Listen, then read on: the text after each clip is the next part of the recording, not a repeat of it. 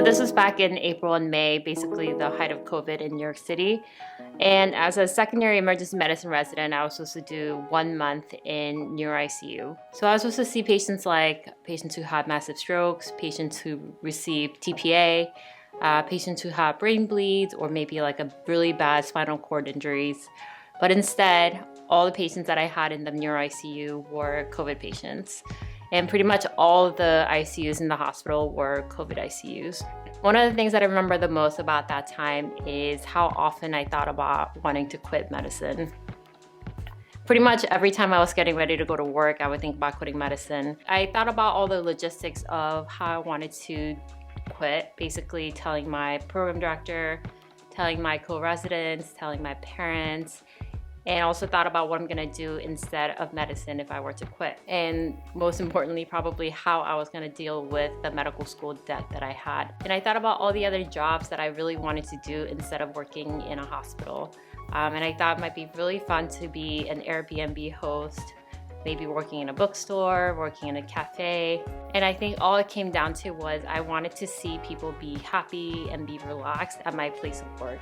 Instead, at my place of work, all I was seeing was patients suffering and dying. And I feel like I saw more deaths than I normally would have in my entire residency in those couple months. And it was extra hard because these patients were suffering and dying without any family members at their bedside. We weren't allowing family members to visit because of infectious control reasons. I remember one of the days I was doing a FaceTime call for an elderly female patient that I had.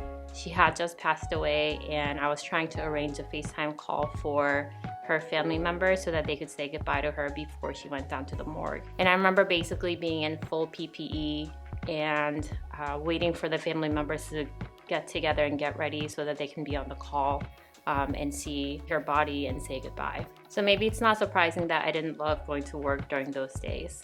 It was probably one of the worst times of residency, and I think a lot of people agree. I've talked about it before in my videos, but I've kept a journal since the very beginning of residency, and I wrote a lot during the pandemic. And I wrote a lot because I felt like I was having all these experiences and thoughts and feelings that I really didn't think anyone else would understand. And looking back, I'm really glad that I kept a journal and kept a record of what was happening. I think that's something we don't always realize when we're in those traumatic situations and emotionally difficult times, is that we don't have the perspective that we have when we're not in those situations. It feels like your life will never go back to normal again, whatever normal is. And for me personally, I felt like I was never going to enjoy being a doctor again. I felt like I would never enjoy being in the hospital ever again. But I think if there's one thing that I learned from this whole experience is that things do change and situations do get better. Maybe not immediately and maybe not even for a while. But I know personally that the way I felt about being a doctor back in April and May is not the same as how I feel now. I don't feel as helpless and I don't feel as sad about being at the hospital. I don't cry when I'm trying to go to work, and I don't think about quitting every day. I know the pandemic is far from being over, and I know with the winter coming, it might get bad again. But one thing I hope I gain from journaling and writing things down is perspective. When things get really bad again, I hope that I can really hold on to that perspective and know that it's not forever.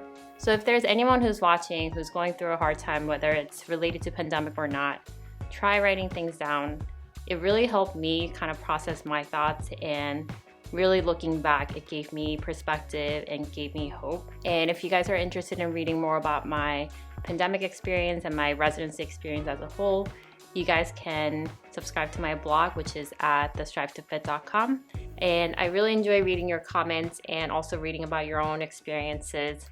So let me know what you guys think. Thanks for watching, and I'll see you guys in the next video. Bye.